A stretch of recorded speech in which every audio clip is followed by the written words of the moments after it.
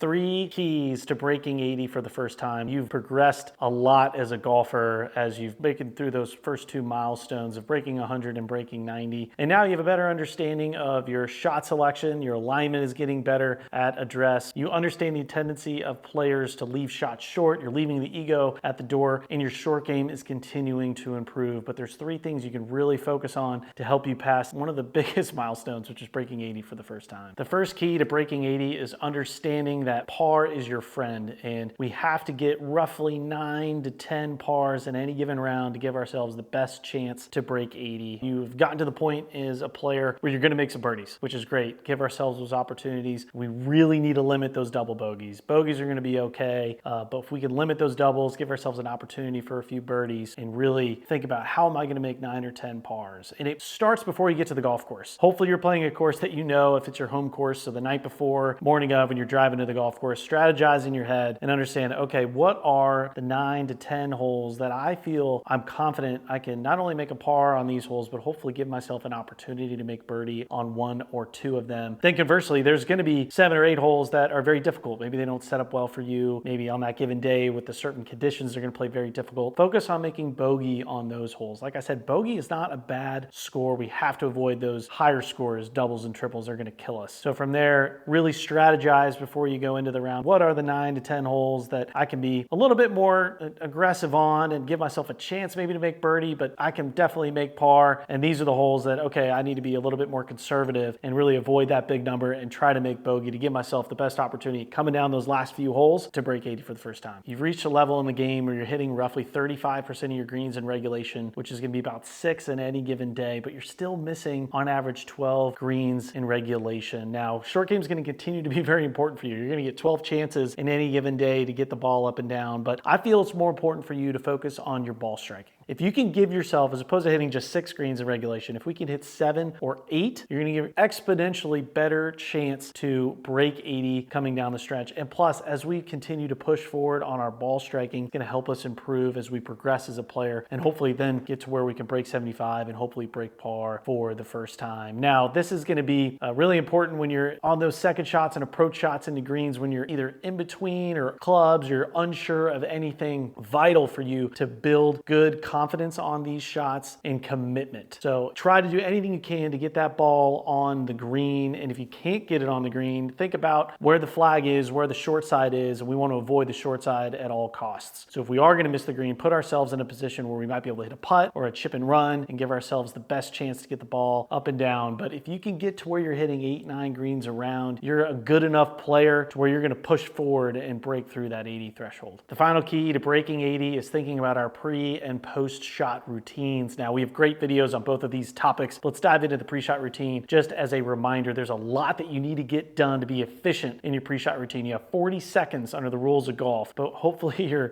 playing faster than that. Now, as a reminder, we need to read the lie. We need to gather a lot of information. We need to pick a shot, commit to that shot, and build target focus before we hit it. So I encourage you to spend some time on your own individual pre-shot routine, and feel free to watch our video to help personalize it to you. And secondly, that's going to be our post-shot routine. Now, after we hit shots, how are we evaluating ourselves? It's okay to give yourself a little bit of time to either celebrate a really good shot or get upset at a bad shot within reason. But once you take 10 steps past your previous shot, you need to leave that behind you and move forward. Start to build excitement, start to build gratefulness for that next shot to show off how good you're going to be, because you're going to make mistakes, you're going to hit bad shots. You're also going to hit great shots and build momentum. But that time after you hit the shot in between going into the next one is vital if you're going to be able to build momentum and help you break that massive milestone, which is to break 80. In summary, the 3 areas you need to focus on to break 80 for the first time. Number 1, par is your friend. You're going to have to give yourself a chance to make roughly 9, 10 pars in that round to break 80 for the first time. And second, greens in regulation. You're going to be hitting roughly 35% or 6 greens around, but if you can hit 8 per round, give yourself a great opportunity to break this score barrier. And then lastly, pre and post shot routines are going to be vital for you to stay in the moment and build momentum